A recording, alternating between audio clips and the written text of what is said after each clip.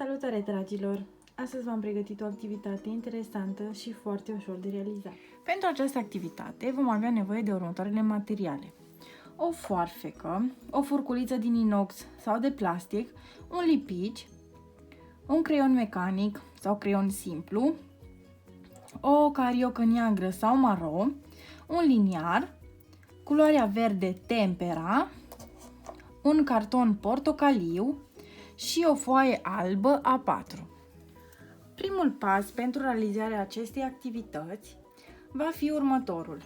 Vom lua cartonul de culoare portocalie, vom lua liniarul și creionul și vom trasa împreună conturul pentru două triunghiuri. Puteți să le faceți de formă asemănătoare sau puteți să le faceți unul mai mare și unul mai mic. Eu aleg să fac unul mai mare și unul mai micuț. După ce ați realizat această etapă, veți lua foarfeca și vom decupa cele două triunghiuri. Dacă aveți nevoie de ajutor, puteți să solicitați ajutorul părinților. Spor la treabă! Eu am decupat deja cele două triunghiuri. Cum am spus, unul este mai mare, iar celălalt mai micuț. Acum mă voi folosi de lipici. Voi deschide lipiciul și voi lua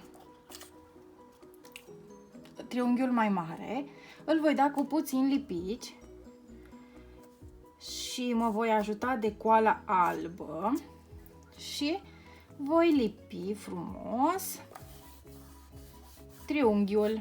Același lucru fac și cu triunghiul mai micuț, pe care îl dau cu puțin lipici, iar apoi îl lipesc lângă sau unde doriți voi.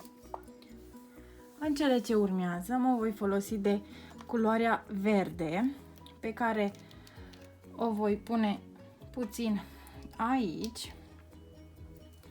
Voi lua furculița, voi trece furculița prin culoare. Atenție să nu murdărim altă suprafață. Putem cere și ajutorul dacă credeți că nu vă descurcați. Culoarea verde este pusă pe furculiță și ușor voi începe să trag în sus de furculiță, da? Prin mișcări apăsate. Mai luăm puțin. Bun. Trecem și la celălalt. Și vom face așa până suntem mulțumiți de rezultat. Eu sunt mulțumită de rezultatul meu și mă opresc aici.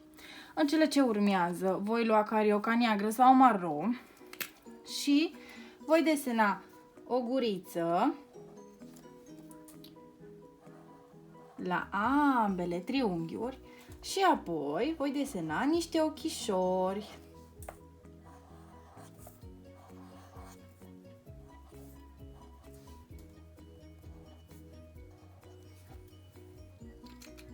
Bun, după cum v-ați dat și voi seama, astăzi am realizat 2 morcovei din niște materiale simple pe care sunt sigură că le aveți la îndemână prin casă.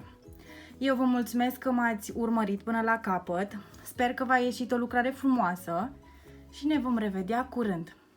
La revedere, copii!